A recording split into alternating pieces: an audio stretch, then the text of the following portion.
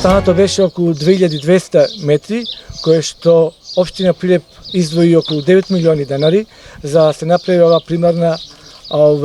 канализациона мрежа во населеното место Големо Коњеви. Да напомнам и тоа дека после тоа треба секундарните приклучоци на фекалната канализација,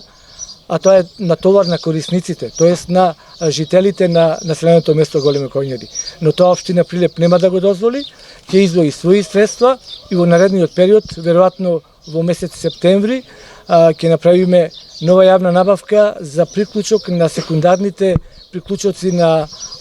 фекалната канализација до дворното место на секоја куќа, а тоа е отприлика околу точно 204 куќи каде што треба да се направи ова секундарна канализациона мрежа. Исто така пред 2 месеци изградивме инфраструктура во смисла на улиците во населеното место Големо Коњеви во должина околу 1200 метри